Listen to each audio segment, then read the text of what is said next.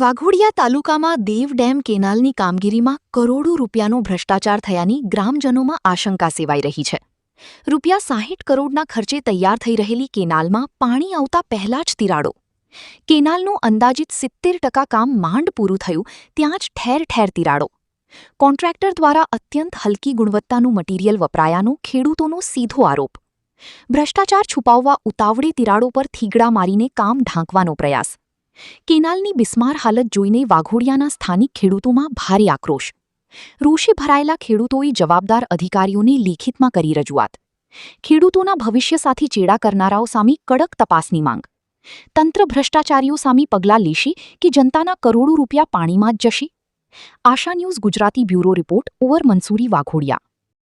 જ્યારથી કેનાલ બને છે ત્યારથી આ લોકો તિરાડો પડે છે ત્યાં પૂરે છે, ગાબડા પડે ત્યાં પૂરે છે. અને આરબીએમસી વાઘોડિયા કેનાલ વાઘોડિયા રૂમીપુરાથી લઈ નરસિંહપુરા દંખેડા સુધી પૂરી થાય છે. તો આ લોકો એવું કહેવા માંગે છે, નેતાઓ એવું કહે છે ભ્રષ્ટાચાર અમે નહીં કર્યો, કર્મચારી એવું કહે છે કે ભ્રષ્ટાચાર અમે નહીં કરતો. તો આ 60 કરોડના ખર્ચે બનેલી જે કેનાલ છે એનો ભ્રષ્ટાચાર કર્યો છે કોણે?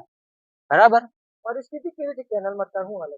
અત્યારે તો એકદમ ખરાબ જ છે. જે બનાવી છે ખાલી આમ તમને લાગે કેનાલ બનાવી છે, પણ એકદમ નિમ્ન કક્ષાની મટીરિયલ બનાવેલું છે આ લોકોએ. કામગીરી જેને લઈને આપણે રજૂઆત કરી. હા, વારંવાર રજૂઆત કરી છે, પણ કોઈ નેતા કે કોઈ કર્મચારી એવું કે અમે જોવાયા હતા. તો તમે જોવાયા હતા તો હલકી કક્ષાનું મટીરિયલ વાપર્યું લોકોએ, તો તમને દેખાયું નહીં? આ લોકો 60 કરોડ રૂપિયાની જે ગ્રાન્ટ ફાળવી, બરાબર, એમાંથી આ લોકો 40 કરોડ પણ નથી વાપર્યા.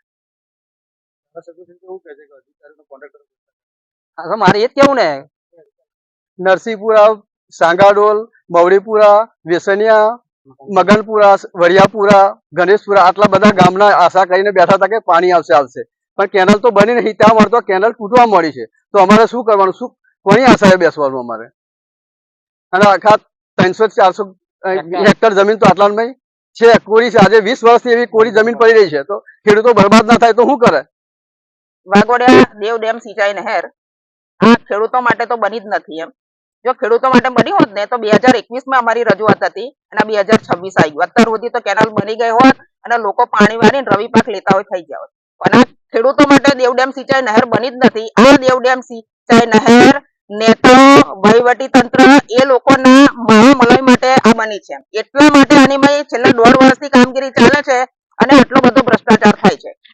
છેલ્લા આ જે મવડીપુરા બ્રાન્ચ છે એ બધી તૂટી હતી ત્યારે મેં રજૂઆત કરી હતી કે નહેરના જે મટીરિયલ આરસીસી મટીરિયલ વાપરવામાં આવે છે ને એ એક નંબરનું તકલાદી મટીરિયલ છે, નિમ્ન કક્ષાનું મટીરિયલ છે.